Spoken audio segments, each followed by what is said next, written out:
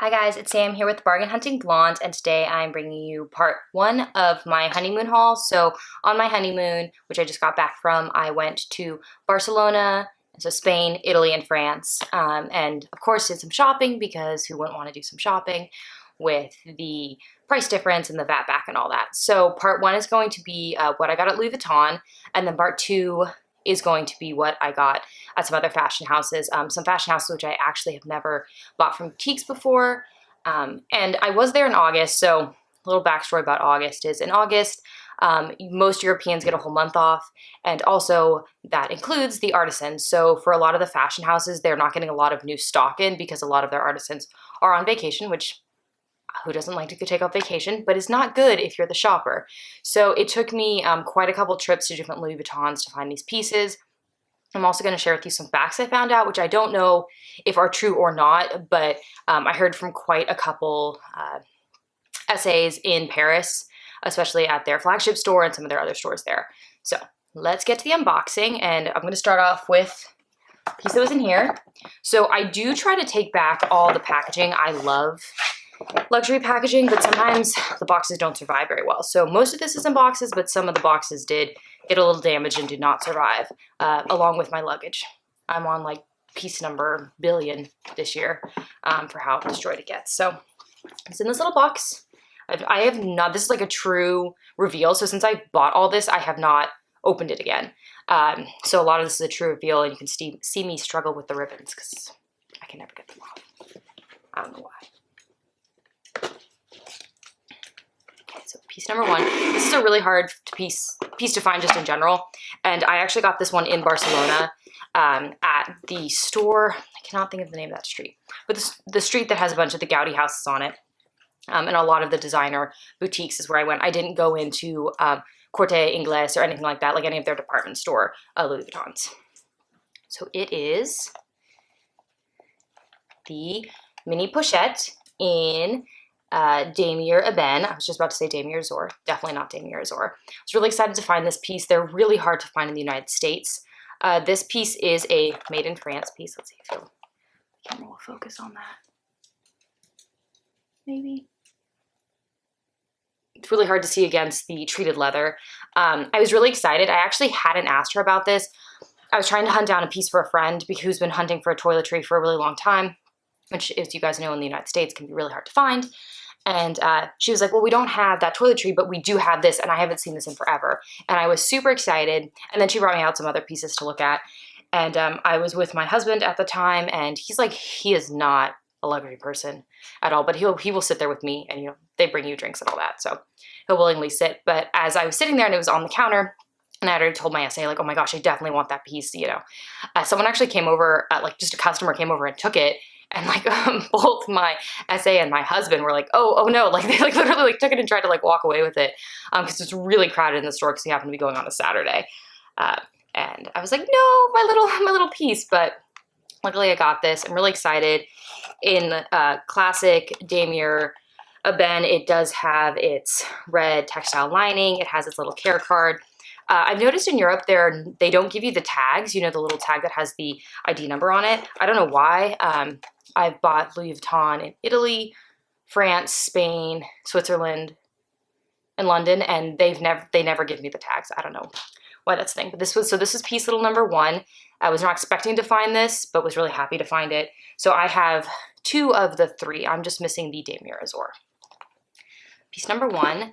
I don't know which one to do next. Oh, okay, I'll do this one. This one did make it back in its box. This one was bought, you can see it's the picture on my Instagram, in Paris at Printemps, which I'm not sure if I'm saying that right. That is one of their department store Louis Vuittons. There are 5, 6 Louis Vuittons in Paris, so lots of options, but they all get different stock, and their stock doesn't, the Louis Vuitton back end will update, but doesn't update as quickly. So sometimes one place will say, oh, go to X, they'll have it, and they'll have sold it before you even get there, in your quest to get there. So this one has a little bit of a story. I was standing in line outside of this little box, outside of the Printemps store because I was there in August, which means there's tons of people there, and basically every Louis Vuitton had a line, which is kind of annoying, but happens. And the guy was like, we're out of this piece, but let me get you one of my associates. Contact is going to be here tomorrow. We might be getting one in, like big eyes, as in like he seemed to know that they were getting one in, and his coworker agreed. So he was like, come back. Here's my card. Come back when it opens between 9:35 and 10:15, because by that point, all the new stock we've gotten, normally anything that's popular is out. And if I get one, I'll put it on hold for you, which was really nice. And he gave me his name, and he's like, just go up to the person who's like, you know, dealing with the line and putting things on, people on the wait list, to talk to a sales associate, and you can just skip it and come find me. So I did that. So let me show you what it is. I have wanted this piece for a long time, and I've spent a lot of time at many different Louis Vuittons, and I always seem to miss it. And like, they'll have a display piece, but a lot of the Louis Vuittons aren't willing to sell you their display pieces. So I'll see it and it'll be there, but like, I can't buy it. AKA that happens to me all the time in Zurich. So without further ado, it is a bag, my little bag. So you guys can probably tell what it is because it's somewhat round. This is the Boite Chapeau Souple. I'm not sure if I said that right. I do not speak French.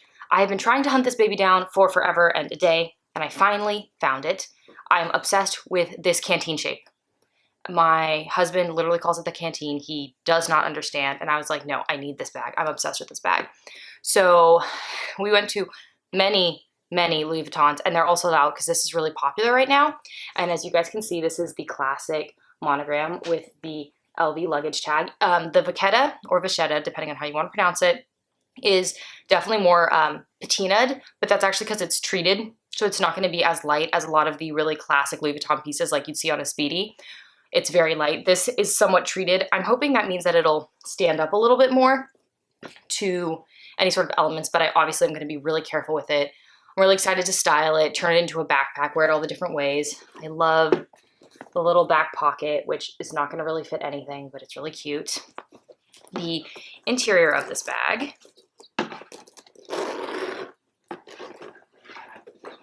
has, it is made in Italy, which was interesting because I did buy this in Paris, but I noticed for something when I've looked at all these bags, even just the ones that were like the bags on show, they've all been made in Italy, and I'm not sure if it's just this specific bag. The lock and key is in here because there is a way to lock the bag. Not that I'll ever do that.